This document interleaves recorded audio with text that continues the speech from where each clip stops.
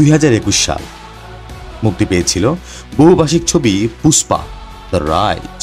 দক্ষিণী ছবির নায়ক আল্লু অর্জুন রাতারাতির খ্যাতি পেয়েছিলেন সারা ভারতে। ঠিক সেই সময় একটি ভিডিও ছড়িয়ে পড়ে ইন্টারনেটে। দেখা যায় হাত কাটা গেঞ্জি আর পাজামা পরে এক যুবক কিছু কিনতে এসেছিলেন দোকানে। দাবি করা হয় ওই যুবকই হচ্ছে আল্লু অর্জুন। এই নিয়ে জল্পনা চলতেই থাকে। অবশেষে এই বিষয়ে মুখ খোলেন অভিনেতা, যদিও মাঝখানে কেটে গিয়েছে 3টি বছর। মুক্তির দোরগোড়ায় পুষ্পা। এই পুষ্পা সিরিজের দ্বিতীয় ছবি পুষ্পা দ্য রুল।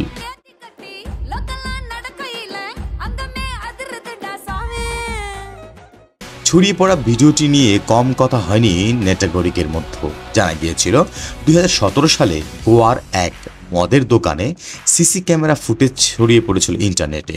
ততদিনে সারা দেশে জনপ্রিয়তা পেয়েছেন আল্লু অর্জুন।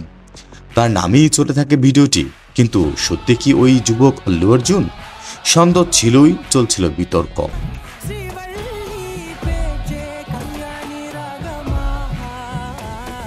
সম্প্রতি এক সাক্ষাৎকারে আল্লু অর্জুন স্বীকার করে নিয়েছেন ভাইরাল হওয়া ভিডিওটি যে যুবককে দেখা গিয়েছিল সেটি তিনিই ছিলেন। স্বীকার করেছেন পানীয় ক্রয়ের উদ্দেশ্যেই তিনি গোয়ার ওই দোকানে গিয়েছিলেন বহু বছর আগে।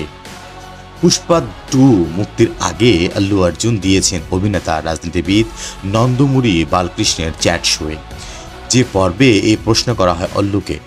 সেখানে তিনি দাবি করেন 2017 সালে গোয়ায় এক বন্ধুর জন্য পানি কিনতে ওই দোকানে গিয়েছিলেন তিনি।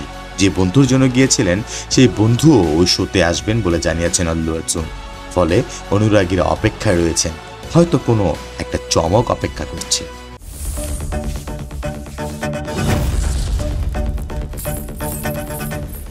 শাহিন আলম, SBS বাংলা, ঢাকা।